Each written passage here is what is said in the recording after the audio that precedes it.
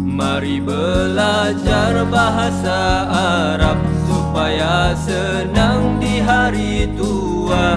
Kita agungkan bahasa Quran supaya senang di masa hadapan.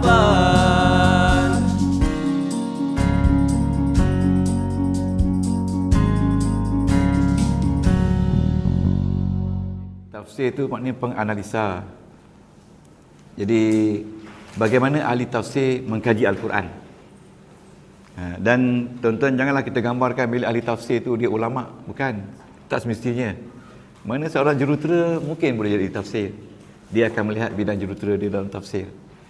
Ya. Khalid Yong ni yang saya telah sebut minggu lepas, saya sebut balik, dia menceritakan dia kata ada 3 syarat penting. Dia kata ada 3 syarat kalau kita hendak mengkaji Al-Quran. Jadi kita lihat syarat-syarat ini ada tak pada pengkaji-pengkaji kita. Yang pertama dia kata mesti kita belajar nahwu saraf. Nombor 1 sekali. Tuan-tuan buka Khalid Yong kajian Al-Quran. Kalau kita tidak tahu nahwu saraf, kita tidak mungkin dapat mengkaji Al-Quran dengan makna yang betul. Ya, nahwu saraf. Para pengkaji, dia kata para pengkaji mesti mengkaji ayat-ayat asal bahasa Arab. Ayat asal ni maknanya ayat root asal ni root daripada fi'il madi tu. Root itulah ayat asal yang kita belajar. Bukannya ayat terjemahan. Dia kata mesti tahu mengeluarkan pelbagai makna. Seperti dalam setiap perkataan dia ada banyak jenis makna. Ada makna literal. Literal ni makna yang ada dalam kamus. Dan ada makna konsep. Konsep ni makna ilmu yang ada dalam ilmu pengetahuan. Makna ontologi. Ontologi ni apa benda saya tak tahu lah. Punya logi-logi. Ya. Kemudian makna semantik. Dr. Wi tahu lah kan? Makna semantik. Lepas tu makna dia panggil usul dan juga makna locutionary. Ya. Perlocutionary dan sebagainya. Makna banyak jenis makna yang terdapat dalam Al-Quran. Ya. Yang kedua, pada pengkaji Al-Quran, dia mesti yang pertama sekali waras berilmu. Itu yang kedua. Waras berilmu. Bukan katanya dia ni orang yang tidak gila, bukan. Waras berilmu ni maknanya jika anda seorang pakar perubatan, itu yang dikira waras lah. Pakar perubatan, ya, macam Dr. Arif ni, pakar perubatan, anda akan nampak aspek perubatan yang ada dalam Al-Quranul Karim. Tanpa pakar perubatan, anda tak nampak. Kalau anda pakar perubatan dan anda belajar ilmu nahwu dan saraf, dengannya anda akan nampak dalam Al-Quran ada bidangnya. Yang kedua dia kata, sekiranya anda pakar perundangan, maka anda akan nampak perundangan dalam Al-Quran. Sekiranya anda seorang jurutera, maka anda akan nampak aspek kejuruteraan dalam Al-Quran Karim dan sebagainya. Ya, dan sebagainya. Yang ketiga, dia kata lagi orang-orang bodoh. Orang bodoh ni maknanya orang yang bukan pakar lah. Dia tak nampak dalam Quran. Melainkan dia hanya ikut cakap orang saja. Jadi tuan-tuan ya. Jadi kita kena tahu nahwu dan saraf. Okay. Yang ketiga dia kata, kita mesti tahu menggunakan metod dia panggil QBQ. QBQ ni maknanya Quran dengan Quran. Kita tak boleh terjemah ayat Quran dengan ayat lain. Kena ayat Quran juga. Tak jumpa, cari tempat lain ada dalam Quran. Jadi ini saya katakan kerja ahli tafsir. Ahli tafsir je yang tahu mana ayat nak terjemah yang mana, mana ayat nak lawan dengan yang mana. Okay? Jadi 3 perkara di sini. Sebab itulah dia kata dalam ayat-ayat ni kata harus kita tahu bagaimana ilmu-ilmu dari ayat Al-Quran itu ada banyak yang mutasyabih kita dah belajar. Ada juga yang muhkamat, confirm. Ada juga yang dianggap ummul kitab. Satu mutasyabih, 2 muhkamat, 3 ummul kitab. Ya, dan kita terus-menerus membuka, mendedah, mentafsir ayat-ayat mutasyabih secara rekursif sehinggalah kita dapat jawapan atau ilmu-ilmu yang baru. Maknanya ayat-ayat mutasyabih ni banyak dalam Quran yang mana tidak mungkin kita menerimanya melainkan dengan ilmu nahwu dan Al-Quran. Jadi tuan-tuan dan puan, kita sebenarnya kita telah tinggal sebentar ni, apa tu, domain-domain ni, surah-surah ni kan, kita pergi kepada jabatan ya, jabatan Al-Quran. Apa maksud jabatan? Okey, tuan, ada dua perkara yang kita nak terang di sini. Tuan tengok salin ya, iaitu dia panggil teori fungsi, teori function of the Quran. Dan daripada function itu dia akan pergi notions. Notion ini meaning, function ini tugas ayat. Tuan salin ya, ini sebenarnya ayat. Setiap ayat Quran dia ada mengandungi dua, satu function, tugas ayat, yang kedua notion, iaitu makna ayat. Okey, makna ayat. Okey. Okey. Tuan-tuan ingat ya, function dan notion. Jadi dalam Al-Quran ini, ayat dia, kita semua sedia maklum, kita belajar ada 23 isim. Yang kita nak tekan ke sini tuan-tuan, isim. Isim yang penting ya, 23 jenis isim. Tuan-tuan, 8 isim marfu'. Tuan-tuan simpan ni. 12 isim mansub. 3 isim majrur. Tuan-tuan, sekarang ni kita tak tengok dah ni 8 ni, tengok dah. Jadi daripada 8 ni tuan-tuan, dia akan menghasilkan 5 jabatan isim. Satu dia panggil jabatan subjek. Yang kedua jabatan predicate. Yang ketiga jabatan objek. Yang keempat jabatan keterangan. Dan yang kelima jabatan tata bahasa. Ini dia. Jadi setiap ahli tafsir dia akan melihat yang mana subjek dalam ayat, yang mana predicate, yang mana objek, yang mana keterangan, dan yang mana tata bahasa. Tata salin ya. Jadi tuan-tuan puan, okey. Pergi, saya nak tutup ni. Ingat bawa tutup Ustaz. Okey, masuk ya tuan-tuan, tengok dia masuk ya. Tengok masuk ni. Okey, tuan-tuan tengok ni, function and notion. Setiap ayat yang turun dalam Al-Quran, dia mesti ada tugas. Dan dia mesti ada makna dalam tugas tu. Okey? Okey. Sebagai contoh. Tuan-tuan baca ya. Ni saya nak suruh faham teori ni. Bismillahirrahmanirrahim. Alhamdu lillahi rabbil alamin. Cuba tuan-tuan terjemah.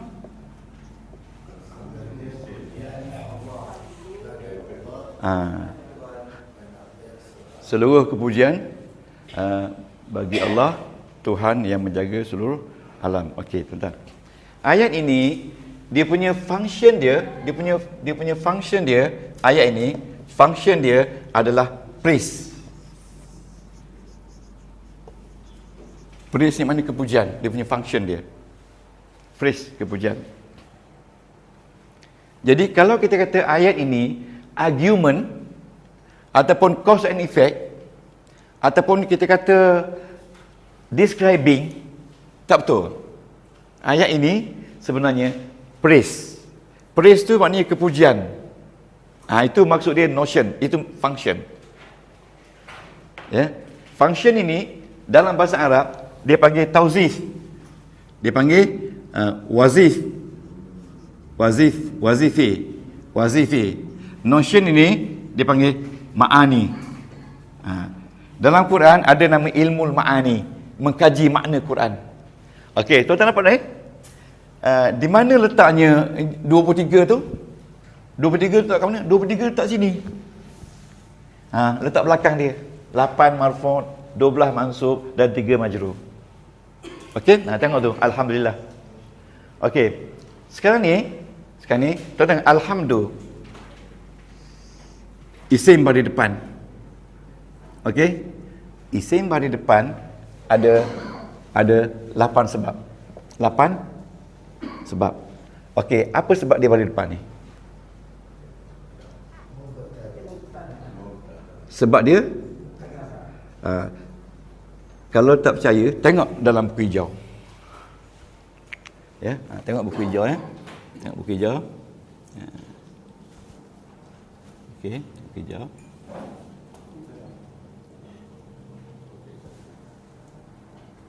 Okey.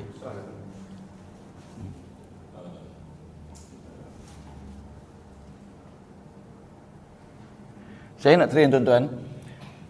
Siapa yang belum masuk lagi dalam telefon, masuk sekarang supaya kita akan biasa dengan subjek baru ni, iaitu objek. Okey tuan-tuan. Dia lambat sikit sebab dia banyak sangat. Ya. Mana? Ni. Okey. Nampak ni? Tuan-tuan. Jadi, tuan-tuan. Okey, perhatikan ni.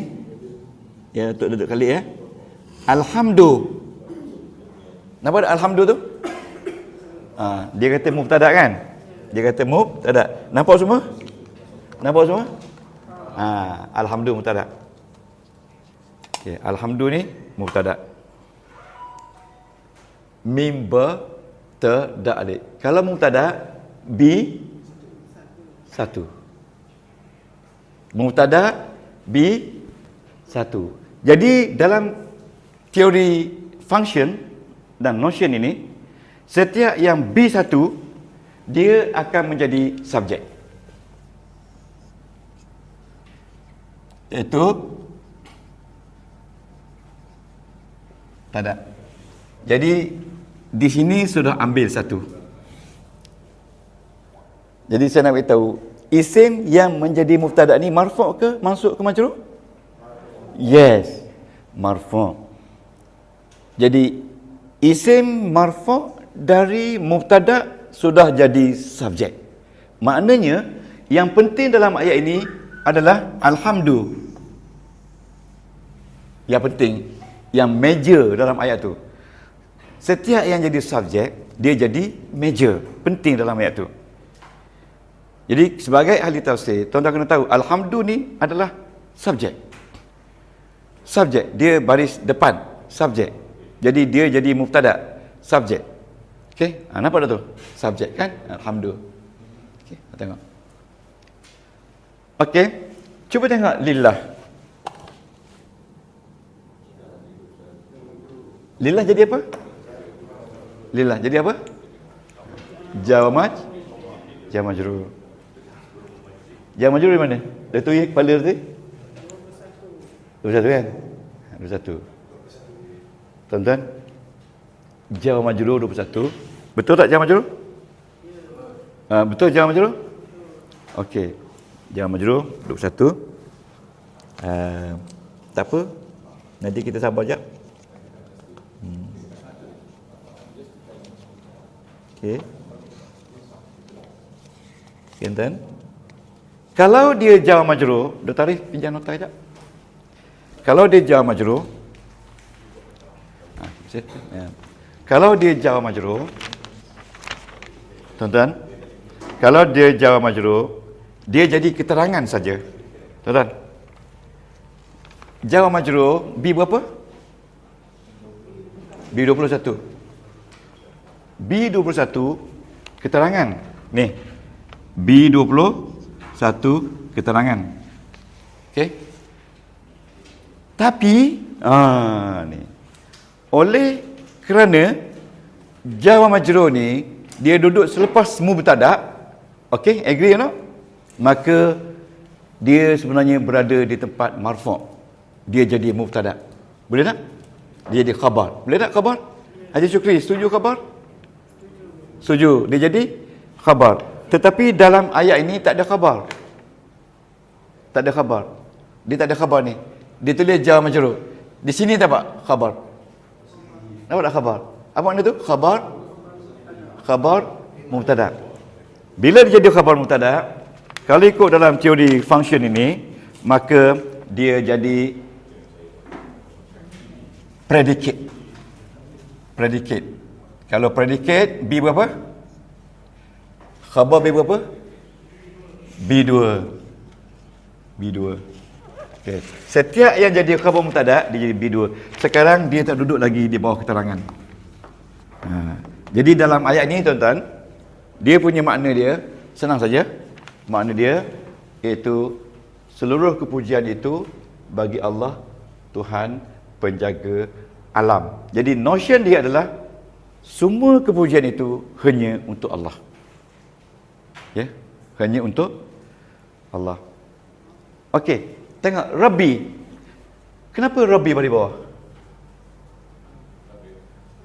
Dia di tabi. Ataupun na'at. Betul tak? Na'at. Na'at dengan tabi sama kan? Na'at dengan tabi sama. Ya, sebab di bawah tabi ada na'at, ada taukid kan. Ini yang susah nak faham ni. Okey. Di mana tabi? Tabi isi bayi bawah. B20? 3. B20? 3. B23. Jadi kalau B23, tuan-tuan, dalam kajian ni dia kata dia duduk di bawah jabatan tata bahasa. Ni tuan-tuan, di bawah jabatan tata bahasa B23. Okey, nampak tak? Ada apa nak tanya setakat ni? Ya, berkenaan dengan kelas kepada jabatan. Okey.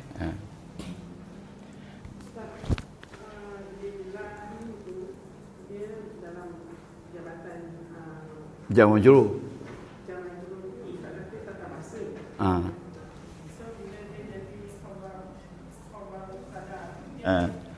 Dia naik pangkat menjadi predicate.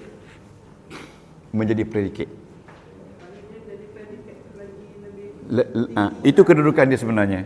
Sebab itu dalam kitab ni dia kata khabar mubtada. Khabar mubtada. Jadi melalui teori function and notion ini, tuan-tuan tahu dalam ayat ni apa tugas dia? Tugas dia iaitu segala kepujian. Makna dia hanya untuk Allah, Tuhan yang mentadbir segala alam. Itu kita kena tahu sekarang ni. Ya? Sekarang ni Rabbi na'at. Ya, kita kata tabi' kan? B23.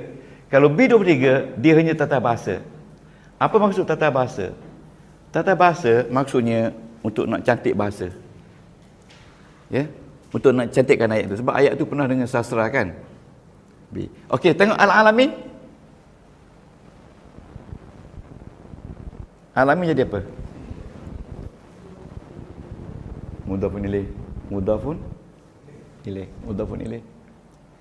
ilaih B berapa? B20? Dr. Wee maaf tu ya. B22 kan? B22. Kalau B22 mudhafun ilaih, dia hanya menjadi tata bahasa. Dan ni B22 jadi tata bahasa. Jadi dalam ayat Alhamdulillahirabbil alamin, yang mana penting sekali? Yang mana besar sekali? Alhamdulillah. Yang kedua, lillah. Rabbi hanya tata bahasa. Al-alamin masih lagi tata bahasa. Setiap yang jadi na'at dan mudhaf ilaih dia tata bahasa. Okey. Tuan-tuan, kita tengok sikit lagi. Ar-Rahman. Ar-Rahman ni dia jadi apa? Jadi na'at. Kalau na'at tabi' ya. Kalau jadi na'at atau kita tabi', dia masih lagi B23. Tak B23? Kalau dia B23, dia masih lagi tata bahasa. Ar-Rahim masih lagi B23, masih lagi tata bahasa. Jadi ayat yang pertama dan kedua ini subjek, ini predicate, ini tata bahasa. Jadi semua ayat ini, semua yang ini hanya untuk mengindahkan kalimah Alhamdulillah. Siapa dia Alhamdulillah? Allah itu adalah Tuhan yang menjaga alam. Dan siapa dia Allah? Allah itu Maha Pemurah lagi Maha Penyayang. Siapa dia Allah? Allah itu Raja. Dia masih lagi B23. Siapa dia? Raja apa? Raja hari kemudian. Dia masih lagi jadi tata bahasa. Jadi dalam makna Al-Quran, kita nak tengok mana subjek, mana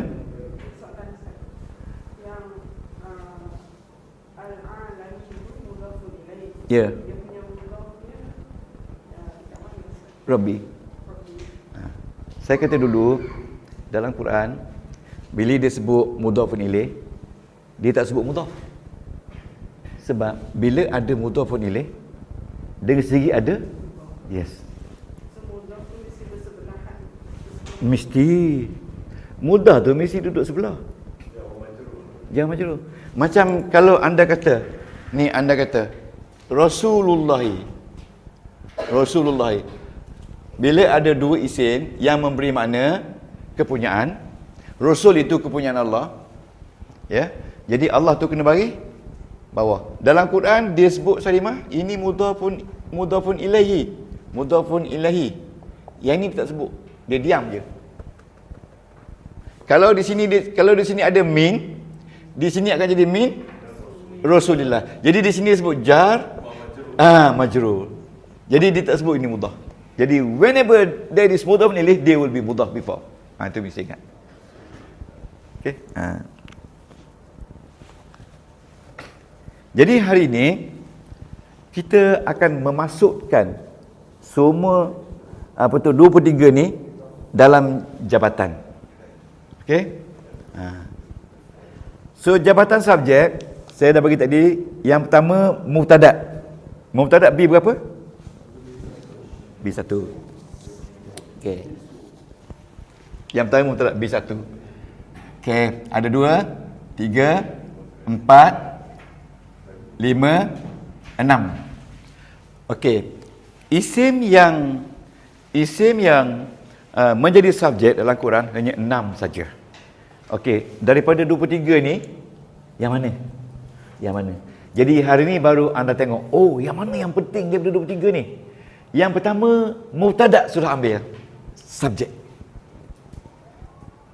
Okey, bila anda tengok mubtada dalam Quran, dia jadi subjek dan itu penting. Itu pokok cerita sebenarnya dalam Quran. Sebab itu kalau kita tak belajar nahwu saraf, kita tahu tak mubtada? Tak tahu kan? Itu penting tu. Sebab itu Quran ni betul-betul dia berasaskan teori, dia panggil teori tauzifi. Buka muka surat 3. Ada buat Quran tak? Tauzifi. Ya, pengarang tu kata ini kaedah tauzifi. Dia tulis buku ni tahun 90 Tuan Haji Radi. Tahun apa? Buku ni 91. 81 baru. 81 baru ditulis tauzifi. Okey tuan. Yang kedua, bila dia jadi fa'il. Fa'il B berapa? B5. Tuan-tuan dia. Bila dia jadi B5. Tuan-tuan salin dulu ni. Fa'il. Isim dia fa'il. Tuan-tuan nampak? Ini berbaris depan. Ini berbaris depan. Okey.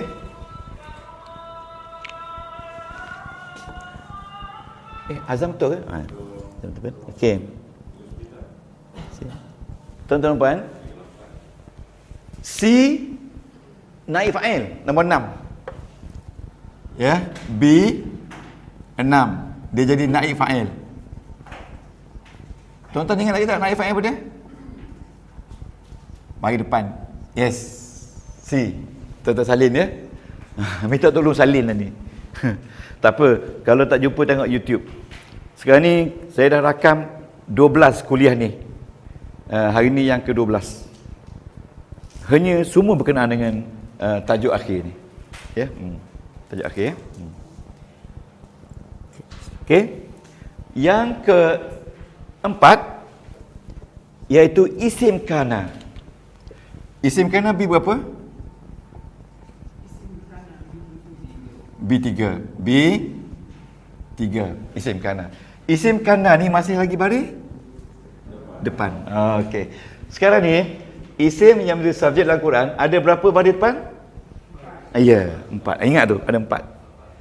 Jadi tuan-tuan dan puan, dia telah mengambil daripada kuning ni 4. Jadi kuning ni ada 8 lagi, ada 4 lagi. Yang mana agaknya dia ambil? Okey. Okey tuan. Lepas tu yang kelima, 5 ke? Yang kelima dia ambil isim inna. Ni. Isim inna B berapa? B10. Itu isim inna. Nanti tuan-tuan saya dah tunjuk semua kali lah. Semua contoh dah ada. Lupa tak apa. Okey, isim inna. Dan yang akhir sekali tuan-tuan, yang isim menjadi subjek dalam Quran, dia kata isim la. Isim la. Isim la tak ada dalam B. Kita tak masuk dalam 23. Isim la ni umpamanya kalau tuan-tuan jumpa perkataan la, dia akan bunyi la ilaha. La haula. La syarqiyah. Dia mesti baris atas. Jadi isim yang baris atas ni nama dia isim la dan dia menjadi subjek. Jadi ini baris atas, ini baris atas. Jadi berapa baris depan, berapa baris atas? 4 baris depan, 2 baris atas. Tuan-tuan, dari sini kita boleh ambil kesimpulan bahawa ayat Al-Quran hanya 4 baris depan, 2 baris atas yang menjadi subjek, yang menjadi pokok cerita dalam Al-Quran. Apa juga kata nama yang berbaris depan, ya, yang terdiri daripada B1, B5, B6, B3, dia adalah subjek.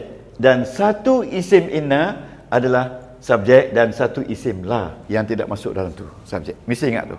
Ya, ingat tu. Apa makna subjek? Subjek adalah yang terpenting dalam ayat. Bila kita buka je Al-Quran, subjek itulah penting. Okey? Setakat ni boleh? Okey. Ini teori dia perkatnya. Jadi tuan-tuan, teori function, notions, okey? Azam lagi. Azam tu.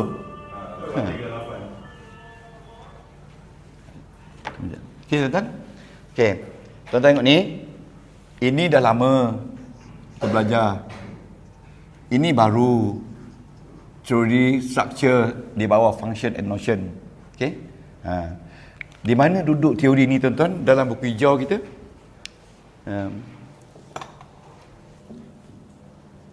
Dalam buku Mu'jam kita di mana duduk dia? Kalau tuan-tuan, saya dah baca, tengok duduknya di sini.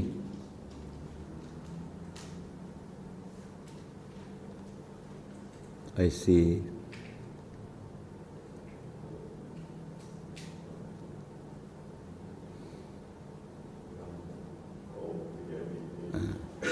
Okey.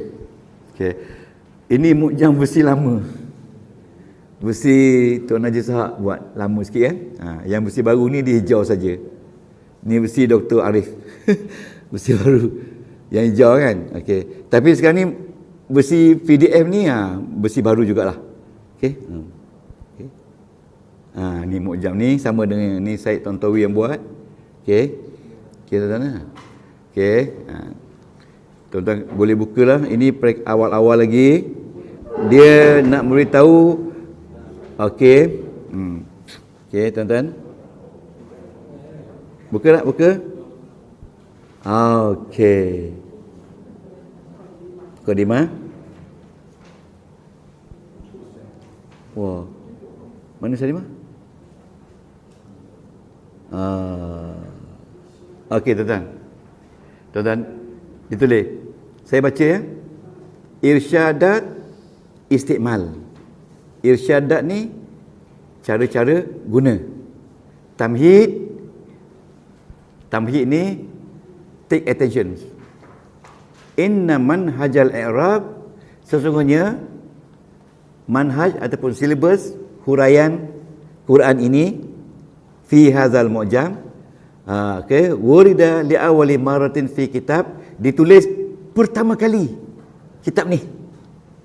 Belum ada lagi sebelum ni, iaitu Mu'jam Qawaid Lughah Arabiyah fi Jadawil wa Lughat Maktabah Lubnan, ditulis oleh Maktabah Lubnan, cetakan pertama tahun 91, tahta inwan, di bawah tajuk An-Nahwul Wazifi, maknanya nahu yang berasaskan function. Ini wazifi. Itu kaedah ni yang kita tekan ni, kaedah dia lah. Jadi bila dia kata nahu wazifi, tuan-tuan, jadi di bawah Al-Quran ini, ya, di bawah ni, tuan-tuan ni, di bawah ni, ni ada mubtada, ada khabar, ada mudhafun ilaih, ada ataf, ada ma'tuf, ada na'at. Bila mubtada, teori ni kata dia jadi subjek. Ada berapa isim yang jadi subjek tadi? 6. Berapa baris depan? Berapa baris atas? Sedangkan yang baris atas ada 10 lagi. Jangan lupa. Jadi yang 10 lagi tu bukan subjek. Yang 10 lagi tu hanya keterangan. Satu objek, 10 keterangan. Bagi dua. Tuan-tuan faham tak tu maksud dia? Faham tak? Boleh faham tak? Keterangan. Bukan. Dia jadi objek mesti baris atas. Pasal kita tak habis lagi ni bagi ni. Tak habis lagi. Sebab tempat lain, maksud saya bukan di Malaysia lah, tempat lain dia tak mengajar alif beta dulu. Dia hari pertama zab mengajar ni. Jadi sekarang ni kita mengajar takhir ni, kira nak tamat kursus lah kan. Kita mengajar ni sepatutnya kita dah tahu dah ni. Semua tahu. Tapi bila mengajar ni tanya mubtada, buka lagi. Buka lagi. Buka lagi. Buka tak jumpa. Jadi pasal apa ustaz tak boleh marah kat saya, sebab selalu ustaz kata lupa tak apa. Ni padahnya. Jadi tuan-tuan nampak ni? Nampak ni? Tuan-tuan, sekarang ni tuan-tuan, saya nak beritahu ya. Dalam kitab ni, tuan-tuan nampak tak banyak ni? Nampak tak? Nampak tak banyak ni? Ini kaedah guna je. Nampak tak banyak ni? Banyak kan? Banyak kan? Kaedah guna banyak. Banyak kaedah guna, banyak ni. Ni. Tapi tadi saya try baca Ar-Rahmah, boleh. Saya try baca Ar-Rahmah boleh. Saya sebut li bagi. Sebut in jika boleh. Tapi dia kata boleh ustaz, depan ustaz, kalau belakang tak boleh. Kata. Tuan-tuan, bila kita masuk tentang ni tuan-tuan, saya nak beritahu. Okey, ni tuan-tuan. Okey tuan-tuan, ni. Okey, tak ya? Tak sabar Okey, tadi mana Salimah tadi? Bawa okey. Saya tak boleh nak scroll cepat-cepat. Okey ni ayat dia. Yes, yang ni. Okey, ayat dia. Okey. Boleh Boleh saya tak nampak. PDF boleh. Okey, yes. Yes. Okey, tuan nampak ni? Okey. Tuan-tuan. Okey, ni dia kata wa ilaika namuzujan minan nahwil wazifi, dan kepada engkau contoh nahu wazifi, function. Ya, function. Jadi tuan-tuan, bila kita mengenali isim 23 ni, sebenarnya ini wazifi. Wazifi. Jadi bila kita keluar setiap ayat tu wazifi dia, tugas dia, maka kita akan analisa yang mana subjek, yang mana predikat, yang mana objek, yang mana keterangan, yang mana tata bahasa. Okey tuan. Dalam ayat ini, Syadimah cuba bagi mana apa ni tilka?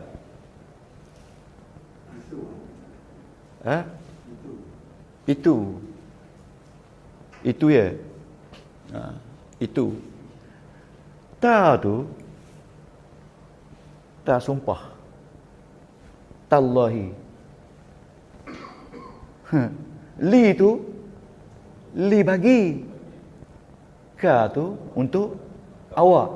Jadi dia pakai ni untuk menyatakan bahawasanya sumpah dengan ayat-ayat Allah itu dan Quran itu yang nyata. Inilah kajian dalam ilmu tauzifi. Tilka tu kita kata isim isyarah untuk jauh perempuan, betul tak? Betul tak? Macam juga zalika. Zalika ni kita belum pergi lagi ni. Ni zalika. Za campur dengan li, campur dengan ka. Za punya, li sumpah, ka awak. Siapa ka dalam Quran? Tak ulang kaji dah tu. Ni Haji Sukri, zalikal kitabu. Maknanya Tuhan bersumpah, itulah dia kitab. Za ni maknanya punya, li ni sumpah, li lillahi, ka ni awak. Awak punya Quran ni lah. Begitu maksud dia. Jadi jangan pergi lagi ni. Ini kajian makna Quran, duduk dalam ni. Hanya orang tafsir saja yang boleh tafsir ni. Ya. Sebab haza. Apa makna haza? Apa makna haza? Apa makna haza? Ini. No. Ha tu campur dengan za. Ini punya. Itu maksud dia. Jadi orang bukan nahwu dia kata ini. Tapi asal dia ha ni huruf tanbih. Ingat tak tanbih? Ha, wa, aya, waya kan? Ada tak? Waya pun masuk. Wiring masuk. Itu contohnya kan. Contoh. Okey tuan-tuan. Sekarang ni predicate. Boleh tak jangan tengok situ? Untuk predicate, okay, khabar bagi berapa? B2. Yang kedua, khabar kana B berapa? B9. Okey. Yang ketiga, khabar ina B berapa?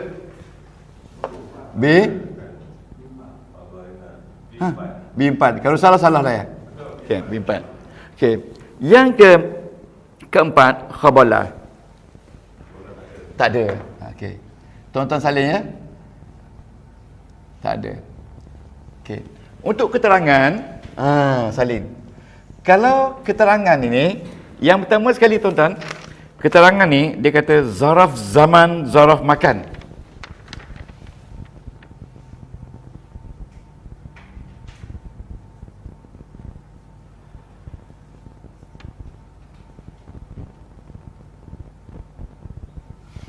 B berapa?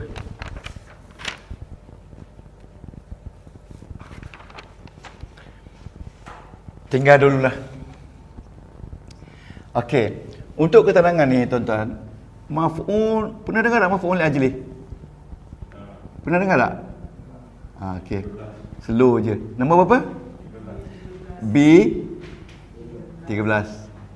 Ini tinggal dia. Okey. Pernah dengar tak perkataan hal?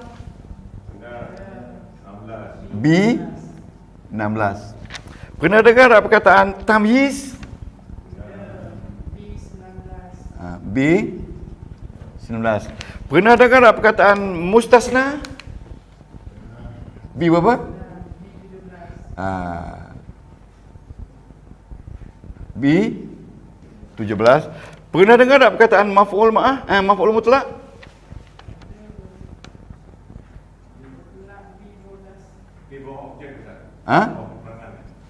Dia buat keterangan.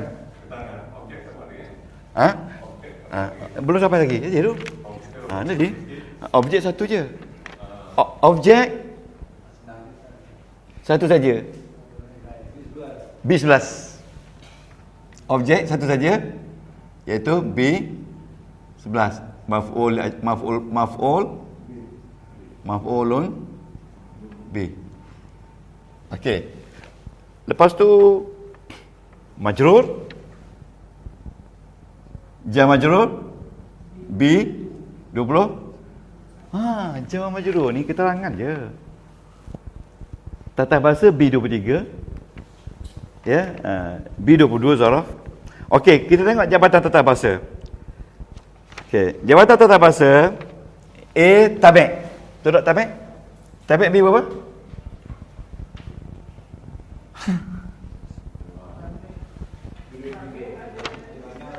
Tak apa.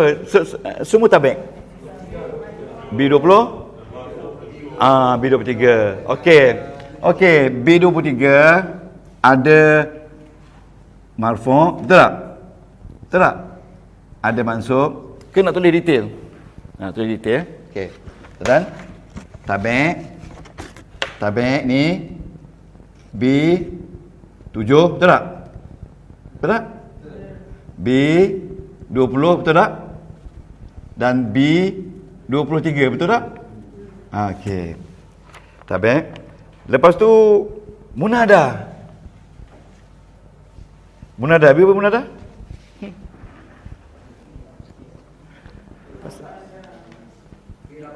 B18. Munada B18. Okey. Dan yang akhir sekali mudhaf. Mudhaf B berapa? 22. Ya, mudhaf ilaih. Samalah. Mudhaf ilaih B20, 2 mudhaf dan mudhaf ilaih B22. Ini tuan-tuan tengok. Ini mudhaf plus mudhafun ilaih. Tuan-tuan ya. Itu tuan-tuan salin ni dulu. Mesti salin. Sebab itu bila kita masuk ilmu tafsir, bila kita mengkaji tentang makna ni, tuan-tuan dan puan, tuan-tuan kena serius lah. Maknanya kena komitmen yang tinggi. Ya, sebab apa? Guru-guru tafsir dia tak sentuh ni. Okey, dia tak sentuh ni. Dan okey. Okey tuan-tuan. Kalau tuan-tuan dah salin, so kita pergi kepada satu function. Satu ayat yang menunjukkan satu function. Ya, yang paling mudah sekali, senang je, yang paling kita selalu jumpa. Okey, tuan tengok okey. Ya. Bila kita jumpa satu ayat, tuan-tuan kena bawa sini. Sebenarnya tak susah. Nampak je susah. Tapi sebenarnya tak susah. Ya, yang susah tu sebab kita baru lagi kan. Ya. Okey. Jadi bila kita buka Al-Quran tuan-tuan, kita tahu dia ni subjek ke, ayat ni isim ni subjek ke, predicate ke atau apa, ya. Okey. 13 ya. Okey. Bila tengok ayat baru nampak B13. Okey. Okey. Okey tuan-tuan. Okey, dalam Quran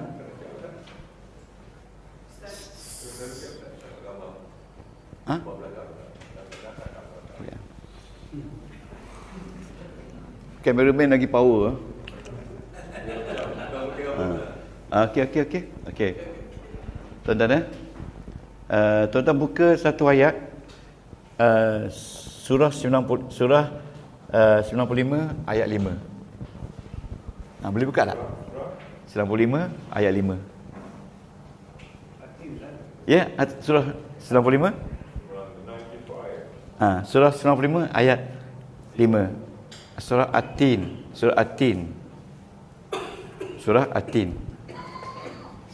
Okey. Okey ni. Summa, betul tak? Summa radadna asfala safilina.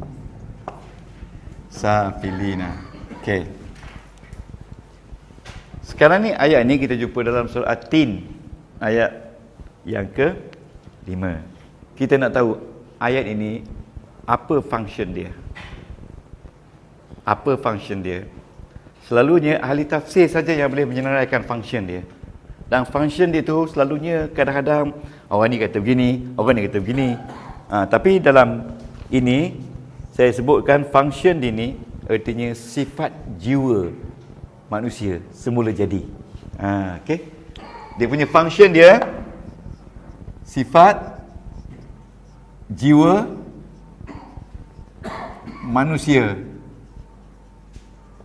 semula jadi. sejak lahir. Ini saya tambah.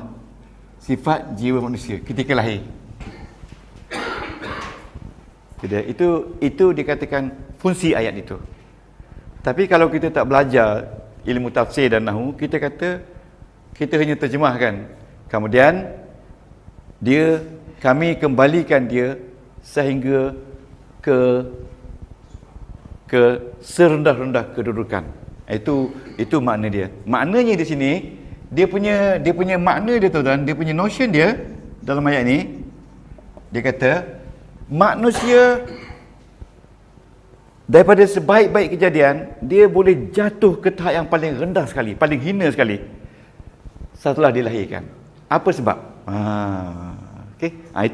Itu dia punya notion dia. Jadi kalau kita jadi ahli tafsir, kita ahli nahwu saraf, kita nak kaji di mana fa'il dia. Kita nak kaji dalam ayat ini mana subjek, mana predikat, mana objek, mana keterangan, mana tata bahasa. Okey, sekarang ni tengok. Di sini fa'il. Okey? Setuju ni? Fa'il. Ingat, selepas fa'il ada fa'il. Betul tak? Di mana fa'il dia? Nah. Betul tak? Ini rodatna. Ini fa'il madi. Okey? Tetap bari mati. Na dome mutasil, iaitu nahnu. Betul tak? Betul tak? Nahnu. Okey? Jadi mana fa'il dia? Na fa'il. Tadi saya kata na fa'il baris depan, tapi ni kenapa baris mati? Yes, sebab dia dhamir. Jadi dalam ayat ini, yang lain jangan ambil kira. Kita cari mana subjek dia. Jadi subjek dia adalah na. Na ni adalah subjek.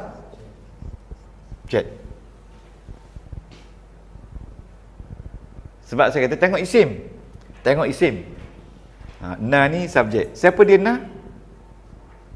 Kami. Itu maksud dia. Dalam ayat, kalau kita sudah kenal subjek, tak payah kenal lagi ni. Sebab kita nak terangkan subjek tu siapa dia. Subjek tu maksudnya Tuhan kata, kami boleh kembalikan manusia tu serendah-rendah kejadian. Walaupun dia pada mulanya beriman kepada Allah, tapi ketika dia mati, kami boleh letakkan dia serendah-rendah kejadian. Apa sebab? Sebabnya kalau dia ada 13 sifat yang hina yang aku telah sebut dalam Al-Quran. Itu summa wadatnahu. Ya, betul? Betul. Okey. Tuan Haji Syukri, terima kasih. Summa radadnahu. Kami kembalikan dia. Dia ni siapa?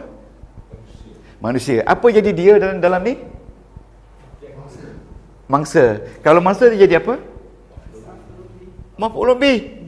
Maf'ulun bih. Kalau maf'ulun bih dia bagi atas, kenapa bagi depan? Dia mabni, dia dhamir. Yang penting dia maf'ulun bih. Bila dia maf'ulun bih, dia jadi objek. Hanya satu saja objek, iaitu B11. Okey, boleh? Jadi kita tahu di sini, yang penting tahu ini fa'il, iaitu subjek, dan ini objek, maf'ulun bih. Jadi ayat ini dia menunjukkan bahawa sifat jiwa manusia tu sampai Tuhan boleh letakkan dia kepada serendah-rendah tempat kalau sekiranya dia wujud dalam diri dia 13 sifat yang Tuhan sebutkan di bawah ni. So kita boleh tengok tak sifat yang 13 ni? Okey, tengok satu sifat, ya. Sifat 13, satu sifat, tengok. Okey, okey, cuba buka surah 33 ayat 72. Surah Al-Ahzab ayat 72. Okey. Apa dia bunyi ayat tu? Ayat 72.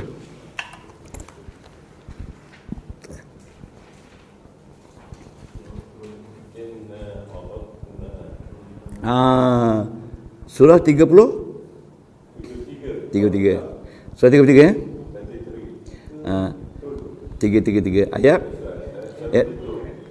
surah 33 ayat 72. Oh, kan senang ni kan? Tapi lambat juga. Mana saya ni mah? Ni. Ayat 72 okey. Sebab komputer saya ni dah penuh sangatlah. Kalau nak buang tak boleh. Ya? Itulah. Tak ada masa. Okey. Ayat 70. Oh, banyak lagi. Okey.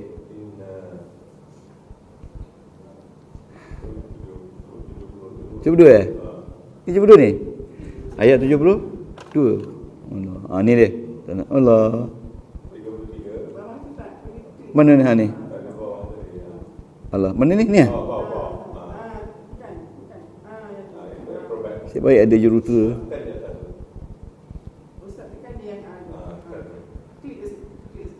Okey. Okey tuan-tuan. Ini ayat yang menunjukkan tanda-tanda Allah Ta'ala boleh meletakkan orang tu di tahap yang paling rendah sekali. Ya, di akhir hayat dia. Ini bukti ayat dia. Ya. Jadi ini salah satu dari 13 sifat yang menjadikan manusia itu bodoh. Dan manusia itu akan terhumbang dalam neraka, tempat yang paling rendah sekali Al-Quran. Tuhan sebut sifat jiwa yang kalau ada 13 sifat ni, maka dia akan duduk di tempat yang paling rendah sekali. Walaupun sebelum tu dia orang yang alim dan sebagainya. Okey. Dia kata, cuba terjemah bersama dengan Ustaz. Inna. Sesungguhnya. Ramai-ramai. Inna. Terjemah. Sesungguhnya. Tak habis lagi. Inna. Sesungguhnya kami. Okey? Kami. Aradna. Kami nak mengemukakan, nak mengamanahkan al-amanata, amanah, alas samawati, ke atas langit, wal ardi, wal jibal, fa abaina, maka mereka semua tolak, an yahmilnaha, nak takutnya, wa ashfaqna miha. Dia bila dah tolak tu, dia rasa sebersalah.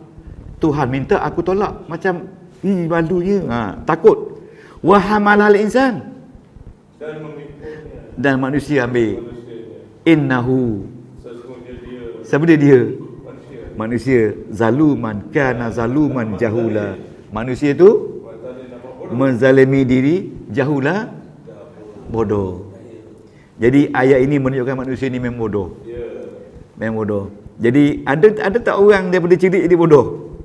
Sebagai contoh dia kata, bila Allah Ta'ala bersama-sama dengan bukit, bukau, langit semua sekali ni, aku ni nak jadi manusia ada sebelah, roh-roh manusia ni, aku ni nak jadi bumi, nak jadi langit, nak jadi bukit. Kamu semua nak jaga tak? Wahai bukit, bukau semua nak jaga tak? Langit kata, tak sanggup.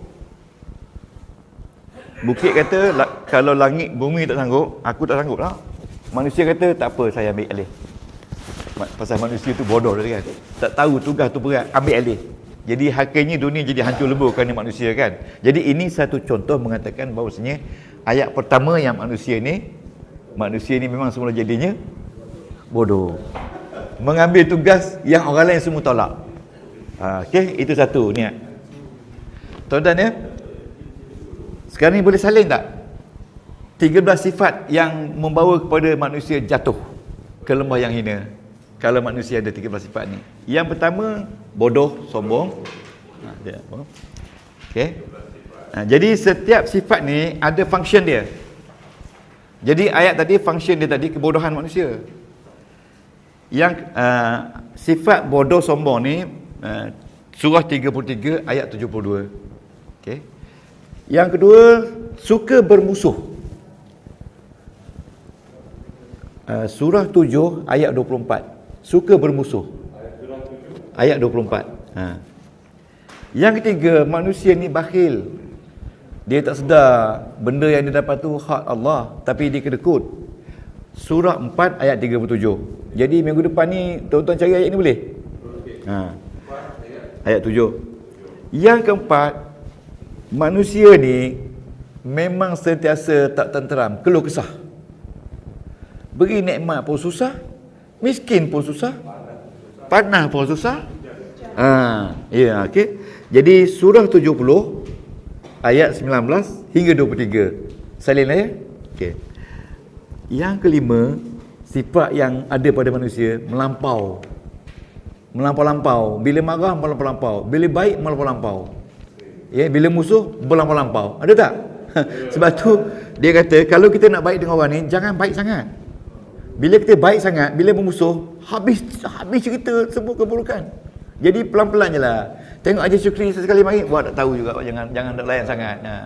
Bila baik sangat nanti, ada sahabat saya tu pagi petang siang malam di rumah sahabat kita ni. Bukan rumah ni, rumah lain lah. Di rumah sahabat, pagi singgah, petang singgah, balik singgah, ada apa-apa ambil sayur, ambil semua singgah. Lepas tu bermusuh dah 2 tahun tak berkenalan. Tengok, lalu pun tak tegar, lagi ikut jalan lain. Dia kata melampaui, jangan melampaui batas. Nombor 6, cari sendirilah. Nombor 6 surah 20 ayat 43. Nombor 5 melampaui batas tadi. Nombor 5 surah 20 ayat 43. Nombor 6 nombor 6 ini sifat yang manusia yang boleh menghalang keberkatan pada manusia, iaitu dendam kesumat. Betul tak? Orang Melayu tak boleh berniaga sama Melayu, bergaduh. Dendam. Dendam melampau, membalas dendam termasuk dendam lah. Nombor 6 surah 12 ayat 8 hingga 10. Okey. Yang ketujuh, ini juga sifat manusia walaupun tak berat, tergesa-gesa buat keputusan. Betul tak? Tak ada nak tanya Tuhan, tak ada nak tanya Allah. Ya, tergesa-gesa buat. Itu tak istiqamah lah. Yang ke-8 ayat surah 17 ayat 11. Cuba tuan-tuan cari ayat-ayat ni dan baca, study, cari mana subjek, mana predikat, mana keterangan, mana objek. Okey? Lepas tu pergi surah mengajar. Yang ke-7, yang ke-8, yang ke-7 tergesa-gesa. Tergesa-gesa ya. Yang ke-8 iri hati, dengki. Tuan-tuan, ada tak perasaan ni dalam diri kita? Kalau ada macam nak buat? Kalau ada macam mana nak hilangkan? Al-Ghazali kata baca Quran selambar sehari, 1 lambar 1 hari, hilanglah 1 muka surat. Al-Ghazali kata. Okey. Yang ke-9, ya. Oh Allah, ingat lupa dah. Surah nombor 3 ayat 19. Lain kali bila saya kata surah 3, kata terus Al-Imran ke Nisa ke, ni surah 3 tulis 3. Tulislah. Surah 2 Al-Baqarah kan. Ini surah 2 senyap dia. Surah 1 ayat 1. Surah 1 apa dia ustaz? Al-Fatihah. Aduh. Yang ke-9, sifat apa yang ke-9? Dia kepala segala sifat-sifat yang jahat ni. Pemarah. Pemarah. Siapa yang ada pemarah, raja syaitan adalah diri dia. Kena sabar. Ya, tak dapat sotong, sabar. Jangan, tak dapat ikan, sabar kan? Sebab Tuhan uji kita, tahu tak? Dapat sotong tak? Tapi dapat ukhuwah Islamiah. Pemarah. Ayat 21 ayat 87. Ayat 87. Tuan-tuan dan puan, ini membalas dendam dia, adik-beradik dia ni dengan pemarah. Ya, lepas tu jangan. Tapi bukanlah kita tak boleh marah yang hak. Kita boleh marah yang hak. Mana tak betul kita marah kan? Ya. Okay. Marah ni melepaskan perasaan, tapi yang tak benar tu yang tak boleh. Okay, kalau tak boleh marah, manusia susah lah. Yang ke-10 tuan-tuan, ini dia kalau tuan-tuan ada, hilangkanlah. Ego.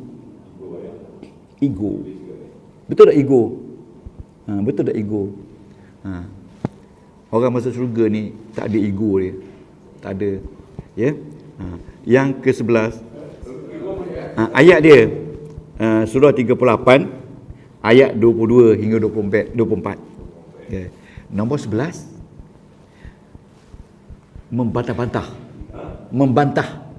Semua tak betul. Tuan-tuan, kalau tengok orang yang maju jaya dalam karier dia tak ada sifat ni.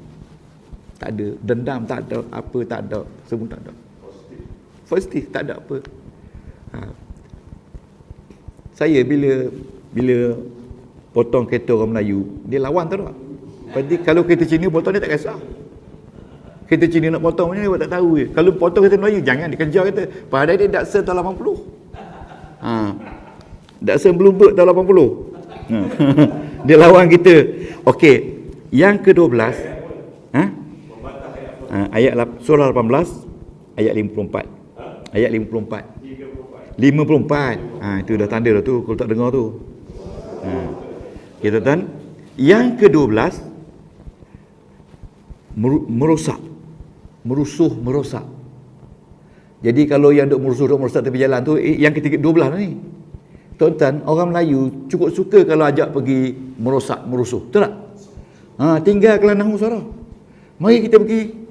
Ada 20,000 orang tu. Pergi tak? Pergi tinggal Kelantan Usara. Sebab dalam tu dah kuat semangat. Jadi tuan-tuan, itu yang ke-12 tu. Yang ke-13 surah saya sebut surah ni, sebut surah apa? Okey. Surah 2. Itu satu tu yang tahu. Surah 2 ayat 30 kan? Okey. Yang akhir sekali tuan-tuan, ni kita belajar dalam surah ni mesti jauh. Yang akhir sekali kita menentang. Menentang ni artinya kita melawan arus. Orang yang belajar alim, dia tak melawan arus. Jadi kalau orang ramai kata begitu, kita kena ikutlah. Jangan lawan. Kalau ketua kampung kata ikut. Dan kalau kerajaan perintah, ikut je lah. Minyak naik je lah. Ini minyak naik, dia punya queue 2 km. Tunggu, nak untung berapa sen? Naik 20 sen. Nak beli 10 liter, baru RM2. Tapi queue, dia habis minyak RM10. Nak dapat yang untung RM2. Itulah nombor satu manusia ni bodoh. Faham tak? Saya tengok Seri Petaling kat rumah saya. Jadi baik saya beli minyak penuh. Beli minyak 3 hari lepas penuh. Penuh. Lepas tu kata tunggu apa? Tunggu minyak. Bukan orang lain. Keluarga kita tunggu minyak. Dapat tak? Sampai sana minyak tutup. Padam muka. Habis sebab apa tutup? Sebab dia tak nak jual besok. Besok naik harga kan. Itu hukum dia berdosa. Sebab minyak dia beli minyak stok lama, nak jual stok baru. Itu hukum dosa. Jangan tanya ayat tak ada. Okey, menentang ni tuan-tuan, ayat surah 6 ayat 57 58. 58. Okey, lepas tu surah 8. Tak ada. Surah yang kedua. Surah 8 ayat 31 32. Lepas tu surah 10 ayat 51. Ayat 50 51. Jadi tuan-tuan, kita telah bagi kepada tuan-tuan 4 tajuk dah. Iaitu tajuk, notion dan function. Yang pertama saya bagi tajuk tentang apa tu bencana alam, ya tak? Sekarang ni kita bagi tajuk tentang sifat jiwa.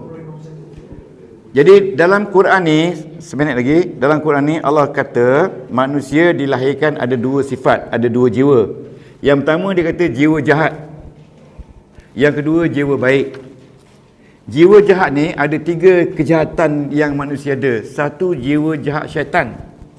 Surahnya surah 2 ayat 161. Satu, jiwa syaitan.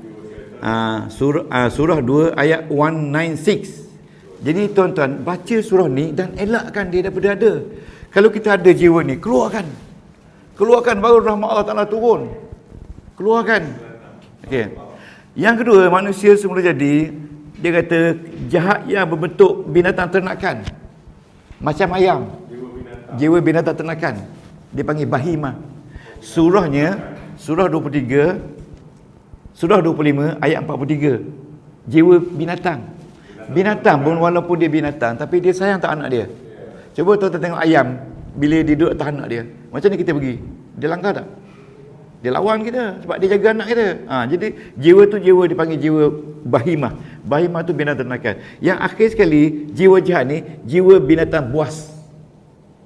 Binatang buas tu surah 5 ayat 3. Jadi ini dia kata 3 jenis jiwa jahat yang ada dalam diri manusia semula jadi.